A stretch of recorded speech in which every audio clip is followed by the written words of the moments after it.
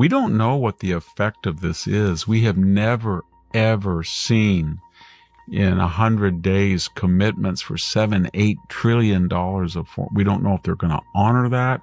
We don't know if the money's going to be actualized. We don't know any of it. But if it is, and it comes at a time when you have a president that's cutting taxes, deregulating, and yet addressing debt.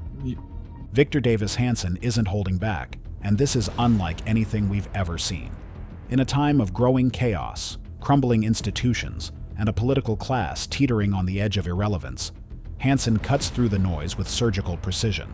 Not only is he raising the alarm, but he is also exposing the unpleasant realities that others are too scared to mention. Things aren't going as usual. This is a time for reflection. Hanson illustrates the battle lines, from the weaponization of the legal system to the covert disintegration of America's cultural center. When the rule of law is no longer applied equally, what does it actually mean? And how did we transform from a country founded on common ideals to one that is divided between fact and illusion? This is not a gentle remark, so get ready. This analysis is fire-forged, morally significant, and historically clear. Hanson has studied near-extinction cultures for decades. Now what does he see? It makes his bones tingle. If you've ever questioned whether America is on the verge of a renaissance or a collapse, if you've had the feeling that there's more going on behind the headlines, you're not traveling by yourself. Stay tuned, because what Hanson reveals could change how you see everything. Watch until the end. This is one you won't want to miss. We have never seen $7 or $8 trillion committed in 100 days. We are uncertain as to whether the funds will be realized. There have been trillion-dollar pledges made, but no one is certain that they are genuine or that the funds will be used. This is a startling time in American fiscal history. It's similar to writing a check before you get paid. The speaker is drawing attention to the magnitude and utter unpredictability of these pledges made during the present administration. $7 to $8 trillion in less than 100 days is astounding, unheard of, and dangerous. Stock market's back where Donald Trump was when he was inaugurated. So now everybody is listening. What was all that about? Tax cuts, deregulation, decreased inflation, growing GDP, and foreign investment might all work together to cause the U.S. economy to not only expand, but also burst into a full-blown boom. It is suggested that Trump's actions could have produced an unstoppable economic engine, citing this as a once-in-a-lifetime convergence of positive forces. According to this perspective, headlines in the mainstream media that predicted an economic collapse were either exaggerated or driven by politics. The speaker contends that under Trump, the economy was booming rather than faltering, and he holds left-leaning media outlets accountable for inciting fear due to their anti-Trump sentiment. The speaker demands answers from economic skeptics and media analysts who said Trump wrecked the economy. Now that those predictions haven't materialized, he is apologizing publicly and criticizing what he believes to be Trump derangement syndrome obscuring critical thinking. A double standard is perceived by the speaker. Republicans' potential removal of specific members from committees has infuriated Democrats, particularly Jeffries, but Nancy Pelosi did just that with Republicans during the January Autopurob. The speaker uses this as an illustration of leadership hypocrisy. How can members of Congress be shielded from punishment if they attack ICE officers? When politics gets in the way of responsibility, he challenges the left's catchphrase that no one is above the law. The manufactured fury of some Democratic leaders who represent their opposition to Trump with dramatic and frequently theatrical gestures rather than meaningful action is mocked by this caustic remark. A link between White House hip-hop culture and a wider cultural downturn suggests that hiring rappers with criminal records or anti-establishment songs undermines self-respect and fosters a pessimistic outlook that is especially harmful to women and young people. Prestigious universities like Stanford and Harvard for eschewing academic rigor in favor of DEI, diversity, equity, and inclusion programs. I said that on our podcast. Why don't you just take a deep breath and not judge something right in the middle of the effort? And that's what they did because they hated him so much. His argument is that because K-12 schools lack structure, discipline, and rigorous academic requirements, students are not prepared for college. The answer? A new educational Marshall Plan that reinstates rigor and discipline. The mediocrity of top schools is being concealed. He contends that by doing away with standardized examinations and conventional measures, graduates are being misrepresented as exceptional even when intelligence and educational quality have decreased. Qatar reportedly offered one of his two 747s to the Biden administration. Qatar, spelled Gutter, attempted to sell two old, luxurious 747s that were costly to maintain and no longer in production. The Biden administration secretly considered taking one to cover the void left by the delayed replacements of Air Force One, even though one apparently headed to Turkey. The United States, because the Boeing replacements for the two Air Force Ones never were reified. They never finished the contract. They're still in production. Trump maybe miffed them because he wanted a good deal. He got a good deal. Should have been done during the Biden administration. It wasn't. Now they're talking about maybe 3-4 more years to take. The intrigue begins. Trump agreed to use the jet, possibly for the Trump Library Foundation, but not for his own use. Critics accused Trump of violating the emoluments clause and implied that he would make money off of the jet. Supporters retorted that, like Reagan's Air Force One, it is merely a museum item. Every time they fly somewhere, they have to have a 747 mechanic on domestic airports. It will be parked at the Trump Foundation Library Museum.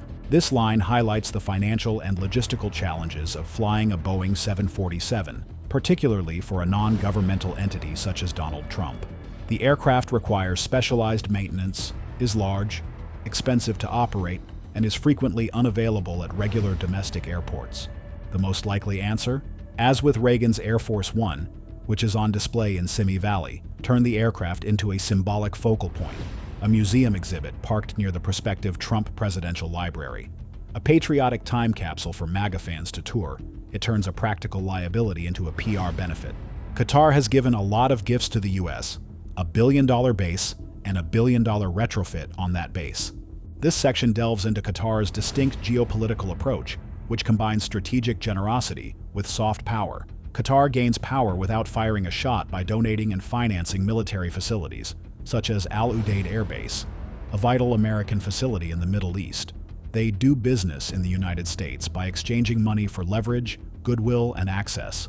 We're going to look back at that period of the George Floyd riots, and for 5 years this country went collectively mad.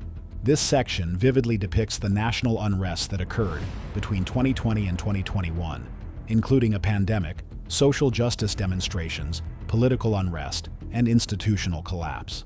GOP criticism of Biden for campaigning from the basement implies that he evaded public scrutiny.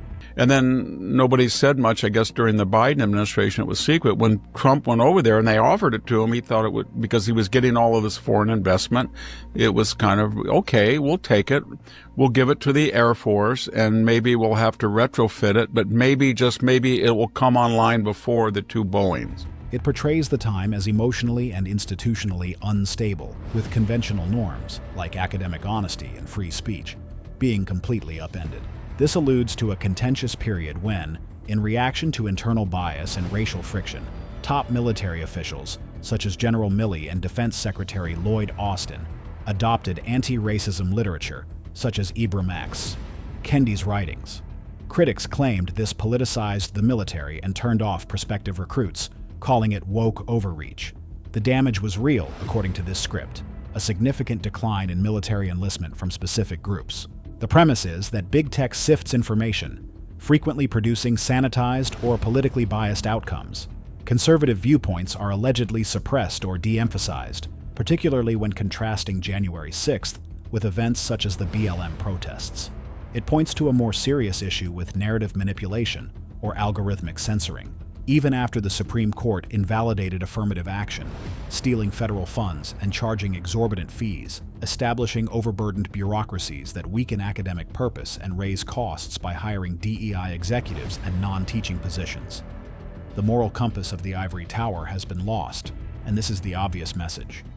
This portion boldly asserts that anti-Semitism is being fostered in contemporary academic institutions, not because of elitism from the past, but rather because of bringing in animosity through foreign students from nations with strong anti-Israel attitudes, adopting a progressive DEI paradigm that sees Jews as belonging to a privileged class, and, as such, as not being entitled to the same level of sympathy as other marginalized groups. In order to demonstrate how radical elements were never held accountable because they wore the badge of oppression, creating a hazardous double standard. Cultural figures like Farrakhan and Sharpton are cited. U.S. universities are accused in this section of selling access to other governments, particularly China. Even though Chinese students swarm prestigious universities, a tiny minority might work as spies for the Chinese Communist Party or the People's Liberation Army, gathering classified data.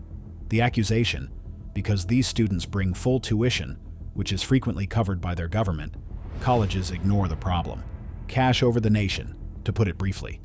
A criticism of the way colleges treat transgender athletes asserts that in spite of federal directives, male-born athletes participating in women's sports are either disregarded or encouraged.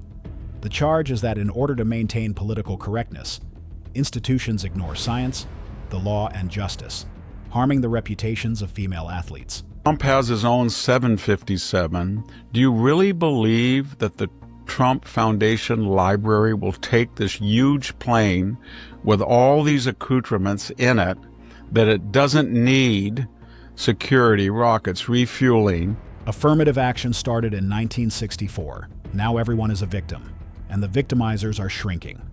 Affirmative action, which was first used to assist African Americans in overcoming Jim Crow laws, was later extended to women, Native Americans, Hispanics, and more recently, almost any other group that claimed injustice. The issue? Since so many groups are now viewed as marginalized, identity-based choices are obscuring the idea of merit-based opportunities. In the past, the term diversity referred to a range of concepts, backgrounds, and scholarly perspectives. However, during the Obama administration, the focus shifted from people's opinions to their appearance. The new emphasis? Race, ethnicity, and skin color. This shift prioritized racial representation over intellectual variety. Many people believed that the actual spirit of diversity was lost when that changeover was made. A Punjabi student who had previously experienced racial discrimination, but had not benefited from affirmative action, was abruptly reclassified, which is a revealing case. Previously, racial quotas did not protect South Asians like him as protected minorities. However, during his third year in office, Obama was able to garner fresh institutional backing by identifying as Asian, thanks to cultural and legal changes. People were changing who they were in order to conform to the redrawn classifications. 40 to 60% surcharges, skim off the top. They know that. They've known it for a long time. Everybody knew they did it. And they got away with it because they said they're Harvard or Stanford or Princeton, and how dare you suggest it. Under this new system, a person's victim status was no longer based on their personal history, socioeconomic situation, or genuine experiences with discrimination. Whether a person was a member of a redefined non-white group was what counted. While someone with moderate means outside of those groups was excluded, a wealthy, privileged person could nevertheless be regarded as oppressed. The focus shifted from personal adversity to collective identity. A crude, ideological dichotomy of oppressor against downtrodden began to emerge in the country's social perspective. Gender and race were adopted as the standard sorting criteria. All of a sudden, almost 75% of the population, including women and members of racial minorities, were viewed as victims. Even in cases where evidence of pervasive structural racism was elusive, the subtleties of individual experiences were obscured by a broad narrative of systemic injustice. In the absence of overt, demonstrable racism, scholars and campaigners turned to ethereal language. Words like insidious, structural, and systemic started to appear everywhere. It was said that racism was now pervasive yet invisible, like the air. Because of this terminology, organizations were able to identify racism without needing to provide quantifiable evidence of its existence. A trend became apparent. Outrage on campus might be triggered by incidents involving hate symbols, nooses, or racial slurs. However, in many instances, the offenders were never apprehended. The victims themselves were found to have orchestrated the events in an increasing number of cases. Many people started to feel deceived as they watched crises play out, such as the Duke lacrosse case, the Covington Catholic lads, and Jussie Smollett's notorious hoax. During this period, diversity, equity, and inclusion (DEI) initiatives gained enormous traction. However, many Americans, notably those in minority communities, began to lose faith as further scandals surfaced. People started to wonder if these institutions were beneficial or detrimental. They know that. They know that they have hired thousands of administrators they don't need. They know that I don't know what the word is. It's embedded in the universities. They are anti-Semitic. And everybody should understand why they're anti-Semitic. They're not anti-Semitic because suddenly they're reverting back to the old gentleman's agreement of the 1950s, where the white Brahmin class was suspicious of what they called pushy Jews that were, they were better prepared than many of them, and they didn't think that that your parents or your pedigree should matter, and Jews were outperforming them on tests. Potential allies became doubters as a result of overreach and a race-first mentality. What is the true tragedy? Unfairly, highly skilled Hispanic and African American professionals, people who deserve their positions, were treated as diversity hires. Instead of serving as a symbol of inclusion, the DEI designation turned into a burden. Similar to nepotism in the past, race-based preferential systems started to undermine individual merit when the boss's son was perceived as unqualified in spite of his efforts. The criticism is harsh. Race and gender have been recast as the new gatekeepers in what was previously a close-knit white, male power network. Favoritism based on identification rather than performance, however, feels the same. Many people believe that this system perpetuates injustices rather than addressing them. Racial boundaries are becoming hazier in a nation where interracial marriage and multiracial families are prevalent. However, in order to identify victims, organizations continue to attempt to categorize people into neat racial groups. It seems ridiculous and unsustainable that society needs DNA testing to determine the appropriate level of tyranny. Once heralded as the ideal, multiculturalism is now starting to show signs of weakness. The concept of distinct cultural silos operating under a single flag is disintegrating.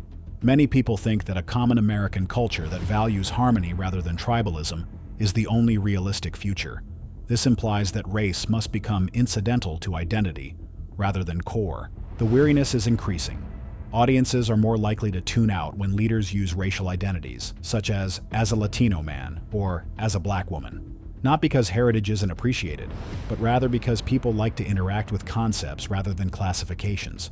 Instead of a prepackaged viewpoint based on skin tone, they are drawn to individual insight, debate, and authenticity. A turning point has occurred at this time. The intersection of race, merit, and identity in public life is being reconsidered by Americans. They've had enough of being categorized and graded. Equality in a multiracial society means destroying the old scales, not just rebalancing them. The path ahead, a society that values contribution over color and character over category. Victor Davis Hanson presents a compelling, enlightening critique that questions accepted wisdom. His wisdom exposes realities that we cannot deny. This is genuinely unprecedented, and it's only getting started. And there you have it, a powerful warning, a rare perspective, and a moment in history that demands our full attention. We're just getting started, so remember to subscribe to our channel for more insights like this one. Do you share Victor Davis Hanson's opinion? Does America have time to change its direction? Or is it really at a tipping point? Please share your opinions in the comments section below. We're listening. Stay sharp and stay tuned.